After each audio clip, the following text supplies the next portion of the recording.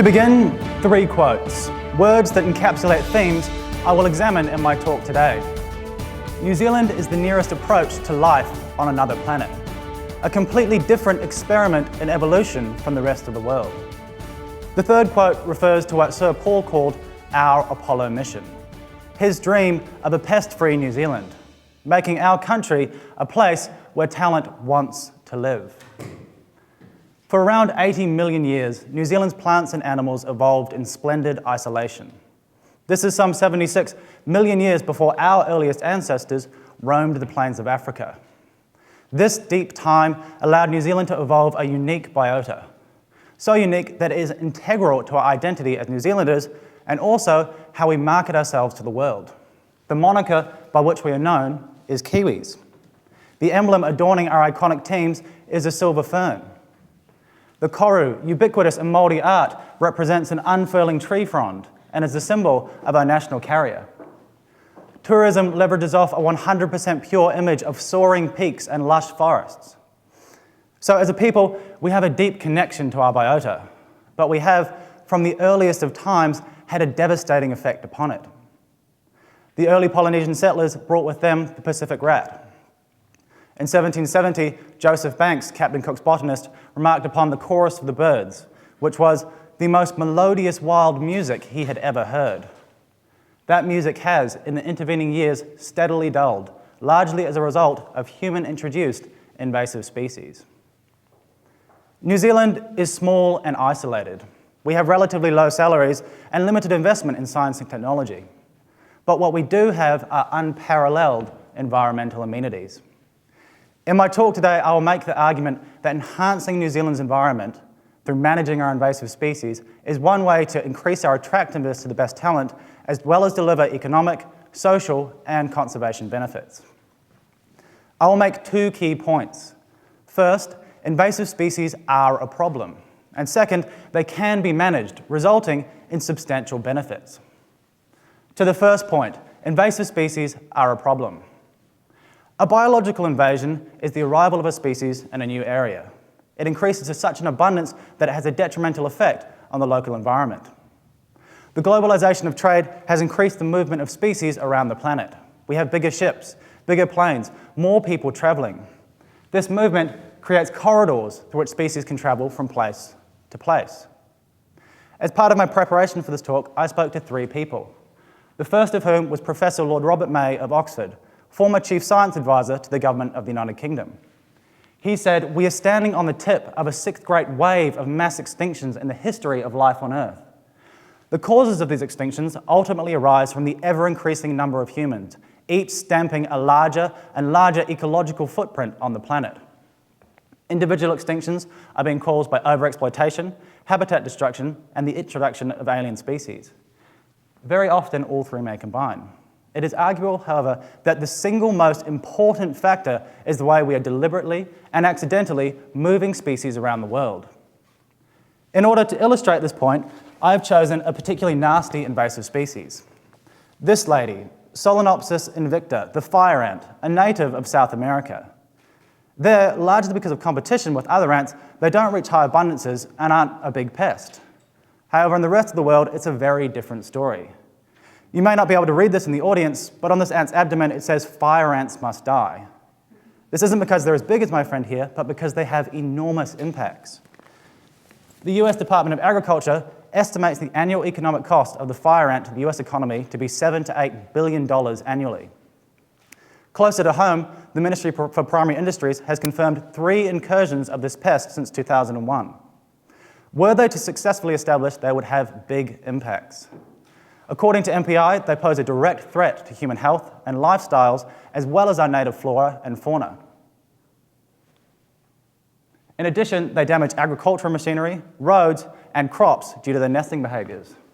Look at this guy's arm on the slide. I've lived in Texas where fire ants are a problem, and I can tell you that really hurt. Which brings me to my next point. Invasive species can be managed, resulting in substantial benefits. As Sir Paul said, this is our Apollo mission. Over the past summer, funded by Bayer and the Royal Society, I worked towards this goal on New Zealand's worst invertebrate conservation pest, the invasive common wasp, Vespula vulgaris. According to the New Zealand Entomological Society, the common wasp is a critical issue for New Zealand entomology. The second person I spoke to was Professor Phil Lester of Victoria University, an invasive species expert and immediate past president of the New Zealand Entomological Society. He said what was once a deafening dawn chorus has been replaced by the drone of invasive wasps. There is a desperate need to reduce populations of these wasps by 80 to 90% in over 1 million hectares of New Zealand forest. This need is driven by wasp density. In New Zealand, it's the highest in the world, up to 370 per square metre. This is a square metre. Imagine 370 wasps inside this space, carpeted across an entire forest. Wasps at these sort of densities have big effects on local ecosystems. First, they compete with native birds and invertebrates and have even been recorded killing bird chicks. Second, they are a constant hazard and pest in over 1 million hectares of our conservation estate.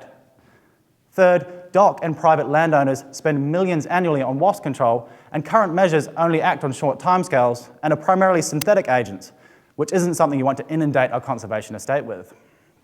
If any of you are planning on visiting forests or beaches in Nelson, Blenheim or Golden Bay over the coming summer, be prepared to be serenaded not by the most melodious wild music you have ever heard, but by the drone of invasive wasps. They are a plague that is impossible to avoid. My work over summer sought to establish where our wasps came from. We sampled populations from Eurasia, the Pacific, and South America. What we were looking for was genetic similarity. If we could find wasps overseas with high genetic similarity to ours, then we could determine where our invasion probably came from.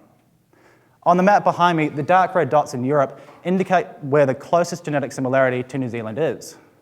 So as you can see, our wasps probably came from the United Kingdom. Now, whilst this isn't surprising, it has a very practical function. There is an idea in invasive species research called the enemy release hypothesis. The concept is when a species spreads to a new area, it may do so in the absence of natural enemies. So we hypothesised at the beginning of our research that when our wasps came from the United Kingdom to New Zealand, they may have done so in the absence of their natural pathogens. This is bacteria, viruses, and parasites. To put it in a human context, imagine you took 100 people with no diseases and you put them on an island. They're going to survive better than their counterparts back home. So the next step in our research is trying to find a pathogen in the home range to bring here to control our wasp populations. The one we're looking at in particular is called Nosema, which is a parasite that has been implicated in the colony collapse disorder of social honeybees. We reason as it has such a devastating effect on social honeybee populations, it may be able to help control our social wasps. We started looking at our samples from Europe and have established the presence of this parasite in our European specimens. If we are able to find a pathogen in the home range that isn't present in New Zealand, this has real potential as a sustainable biological control agent which would have far-reaching impacts on New Zealand's environment. What I've just described is a current approach towards pest management. The next generation is much more exciting. A problem with many current insecticides is they're not sufficiently targeted in their effects. What I mean by this is that species that you don't want to affect, so beneficial to agriculture or ecosystems, can also be affected. For instance, in Europe, honeybees have been shown to be affected by certain types of pesticides. The next generation is much more targeted. RNA interference, or RNAi, is a natural biological process which impacts gene function. In a pest control context, what this allows you to do is target critical genes, doing things like interfering with insect embryo development or increasing their sensitivity to natural plant toxins. But the really exciting thing about RNAi is it allows incredibly species-specific pest control. So if you have a farmer who wants to control the fire ants that are destroying his roads and machinery, but not kill the bees that are pollinating his crops, RNAi would allow the development of technologies that would target specific fire ant genes and leave the bees unaffected. Such a technology could be delivered in an edible form, or even by modifying plants to create chemicals in their leaves that would initiate RNAi in the wasps. This has two really key benefits. First, obviously, there'd be less crop damage. However, secondly, and more significantly, there'd be no collateral impacts. So for instance, without pollinators, the lunch you will eat today will be devoid of fruit and vegetables. Your gardens will be flowerless. Many plants and animals that rely on them would go extinct. In terms of purely economic impacts, pollinator services to New Zealand are worth an estimated $4 to $6 billion annually. Globally, this figure is more like $420 billion. RNAi and Nosema could be used as part of an integrated pest management system in our conservation estate as well, dealing with conservation pests in a way that traditional technologies just can't do. In the future, our Apollo mission will be powered not by rocket fuel, but by targeted pest control. The third person that I spoke to was the Right Honourable Sir Geoffrey Palmer. He said, New Zealand is no different from the rest of the world. We are under threat from a range of environmental problems which threaten to engulf us. It was interesting that the three people I spoke to all had similar messages. We are living in a world facing impending environmental change, and invasive species are an agent of that change. On a planet where our population is careening towards 10 billion, we need to learn to better manage our impacts. And part of this is managing invasive species.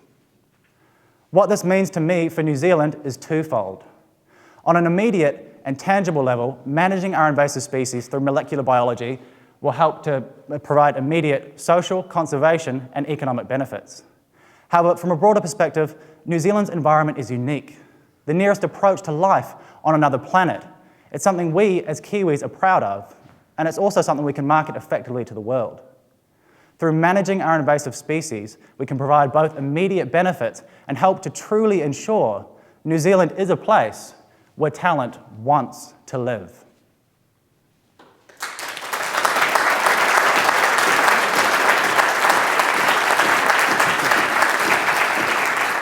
Thanks, Evan. Didn't we use stoats to get rid of rabbits? Yeah, we did, but I think that might have been in, the late 19th century. I think invasive species research then, I thought, well, we'll bring stoats, but they didn't think about any of the impacts. Whereas now, biosecurity regulations, if you brought a species in, would be much more rigorous, saying, would this impact our honeybees, would this impact our native flies, would this impact any other sort of species? The trouble with that is, I suppose, that the ecosystem is so complicated. The kind of testing that we would have to do to reassure ourselves that the imported enemy wouldn't harm our native species, that would be extensive, right? It would certainly be extensive.